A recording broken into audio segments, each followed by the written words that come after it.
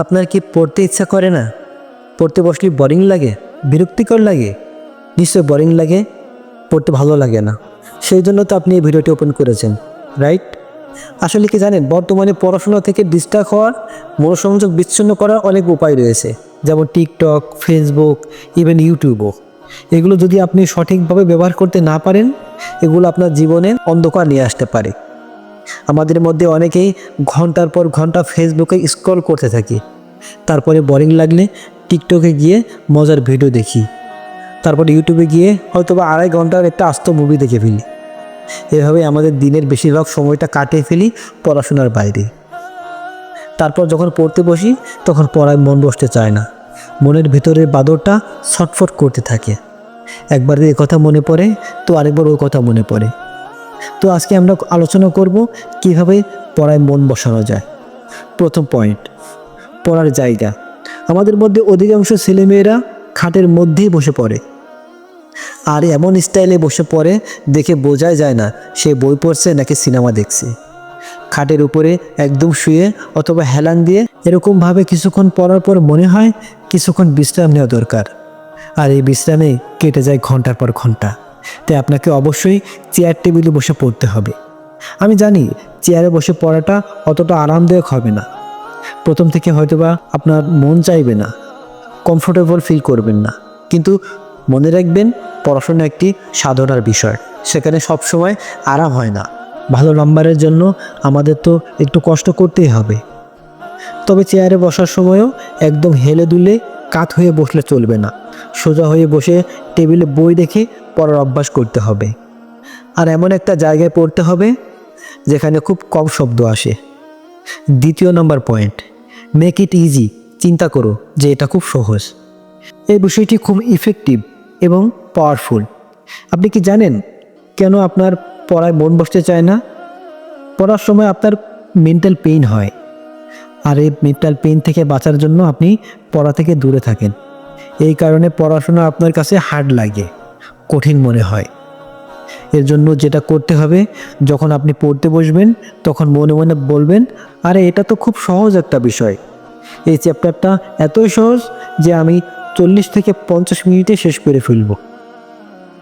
সেটা যতই কঠিন হোক না কেন, একটা কথা মনে রাখবেন, কোনো চ্যাপ্টার বা কোনো কাজ সহজ হয় না, আবার কঠিন হয় না।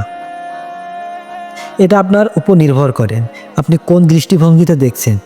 যদি মনে করেন কাজটি সহজ, তাহলে ধীরে ধীরে সহজ হতে থাকবে। আর যদি মনে করেন কাজটা কঠিন, তাহলে সত্যি ধীরে ধীরে কাজটি কঠিন হতে থাকবে। তাহলে বোঝা যাচ্ছে কাজটি সহজ মনে করলে সহজ, আর কঠিন ভাবলে কঠিন। তাই যদি মনে করতে হয় তাহলে সহজ ভাববো, তাহলে ধীরে ধীরে পড়াশোনাটা আমাদের কাছে আরও সহজ মনে হবে।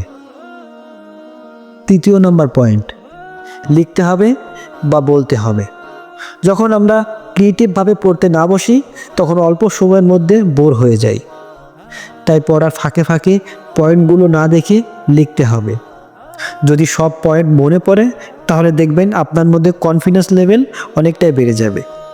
এছাড়াও কিছুটা পড়ার পর নিজেকে নিজে বোঝাতে হবে, তাহলে বিষয়টিতে কোথায় সমস্যা আছে তা আপনি বুঝতে পারবেন। এটা আপনার পড়ার প্রতি ইন্টারেস্ট গ্রো করবে। চতুর্থ নম্বর পয়েন্ট, নিজেকে নিজেই রিওয়ার্ড দিতে হবে, পুরস্কার দিতে হবে। বন্ধুরা, এটা আমার one of the favourite technique. যদি আপনাকে ইনস্ট্যান্ট পড়ায় বসতে হয় তাহলে এটা সবথেকে ভালো টিপস। এই টিপসের দুটি ধাপ। প্রথমে কাজটিকে কয়েক ভাগে ভাগ করে ফেলতে হবে। ধরুন আপনি আজ সন্ধ্যাবেলা 120টা শর্ট কোয়েশ্চেন করবেন, তাহলে আপনি সেগুলোকে 40, 40, 40 3 ভাগে ভাগ করে ফেলুন। এবার আপনি পড়া শুরু করুন। যখন আপনি প্রথম 40টা পড়ে ফেলবেন তখন নিজেকে নিজেই রিওয়ার্ড দিন, হঠাৎ পুরস্কার দিন। রিওয়ার্ড যে কোনো কিছুই হতে পারে। 5 মিনিট আপনি বিশ্রাম নিতে পারেন, একটা চকলেট খেতে পারেন, বা আপনি যদি সোশ্যাল মিডিয়া অ্যাডিক্টিভ হয়ে থাকেন তাহলে 5 মিনিট দেখতে পারেন, অথবা অন্য যে কোনো কিছু করতে পারেন যার মাধ্যমে আপনার মন খুশি হয়ে যায়। তারপরে আবার পড়া শুরু করতে হবে এবং পরে 40টা পড়ে ফেলতে হবে, আবার 5 মিনিটের জন্য রিওয়ার্ড দিতে হবে। এভাবে আপনি পুরো ইন্টারেস্টের সাথে পড়ে ফেলতে পারবেন, এবং কখন যে আপনি 120টা প্রশ্ন পড়ে ফেলবেন তা আপনি নিজেই বুঝতে পারবেন না। পঞ্চম নাম্বার পয়েন্ট, ডিস্টার্বিং এলিমেন্টগুলো দূরে রাখতে হবে। যখনই আমরা পড়তে বসি তখনই আমাদের কানে ভেসে আসে ফোনে আসা নতুন নোটিফিকেশনের শব্দ, অন্য ঘরের টিভির আওয়াজ বা অন্য কোনো শব্দ। বর্তমানে আমরা এমন হয়ে গিয়েছি, একটা নোটিফিকেশনের শব্দ পুরো সন্ধ্যার পড়াটা নষ্ট করে দিতে পারে। পড়ার সময় ফোন অথবা অন্য কোনো গ্যাজেট বেশ কিছুটা দূরে সাইলেন্ট মোডে রাখতে হবে। আর টিভির আওয়াজ এলে দরজা বন্ধ করে পড়তে হবে, অথবা বাড়ির লোকদের বলতে হবে ভলিউম কম করার জন্য। পড়তে বসার সময় পানি অথবা ছোটোখাটো টিফিন নিয়ে বসতে হবে, যাতে পড়ার মধ্যে পানি খাওয়ার জন্য বাইরে গিয়ে 2 ঘন্টা টিভি দেখে পরে এসে আফসোস করতে না হয়। আমাদের মন সবসময় চায় রিল্যাক্স করতে, তাই একবার পানি খাওয়ার উদ্দেশ্যে বাইরে গেলে পুনরায় মনকে বশ মানিয়ে নতুন করে পড়া শুরু করাটা বেশ কঠিন কাজ।